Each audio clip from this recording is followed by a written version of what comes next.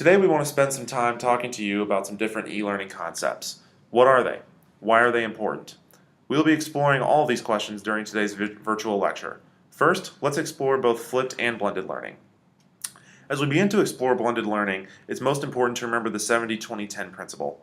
70% of an employee's time should go to on-the-job workplace learning, 20% should go to the coaching and mentoring, while the final 10% should be in a formalized, structured classroom setting. The article, Accelerate the Leadership Engine, covers blended learning, which takes each of these different methods of development and brings them all together under one learning effort, hence the designation of blended. The final result is providing employees different ways to cater to each of their learning needs.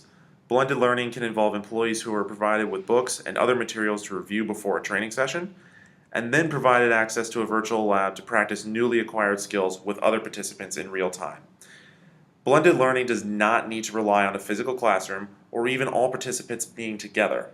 As one of my fellow instructors will discuss with you later in our breakout sessions, blended learning can allow for groups of learners to engage in development together from all around the globe, allowing exposure to many different perspectives.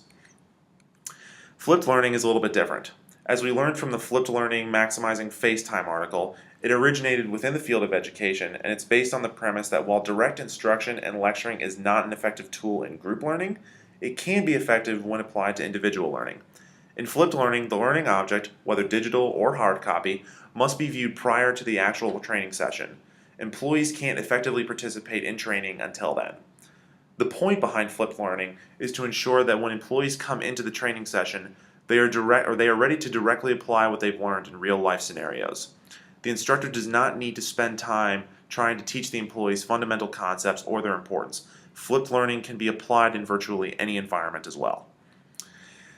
Now, blended and flipped learning are not the only methods by which we can better foster learning. Remember that according to the 70-20-10 principle, 10% of the time is used for formal learning. If we want to be able to harness the rest of the 90% effectively, we can use emerging technologies to incorporate informal and experiential learning into training activities. This concept, according to the Harnessing the 90% article, is referred to as a cognitive apprenticeship. It takes the model of a traditional apprenticeship and adds what has been learned about developing expertise for learning cognitive tasks. Emerging technologies such as data analytics can make cognitive apprenticeships quantifiable and as well as be able to automate the tracking of progress. As a real-world example of cognitive apprenticeships, the Water Quality Association has used the cognitive apprenticeship approach. The WQA developed a curriculum with mobile technology that guides employees through learning activities that are aligned with required skills and competencies. The system provides learning paths, and it also is able to help employees track progress through a mobile portfolio app. Now, to bring this all together, we still have to talk about how to properly evaluate e-training as a whole.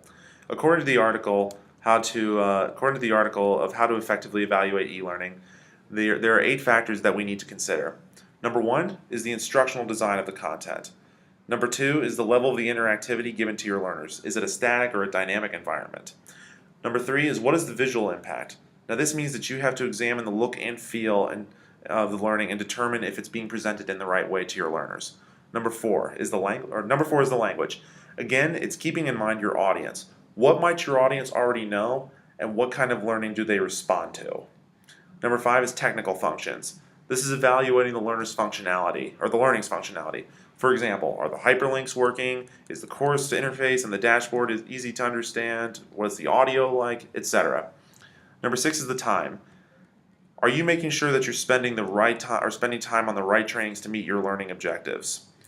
Number 7, it's the cost. Now, what's your cost per learner? Is this going to be within budget? What kind of financial constraints do you have to work with? And number 8 is the rankings. So this is going back to the previous 7 criteria I've just mentioned. It's putting together a scale that needs to be determined to find out which of these areas matter most. So if cost matters most to you, it should be the highest on your criteria ranking. Now, as we begin to conclude our virtual lecture, I hope that you are able to keep several concepts in mind as you head to your breakout sessions. Why are these 3 concepts important? How do we make sure that what's being taught, as well as how it's being taught, is relevant to our learner audience?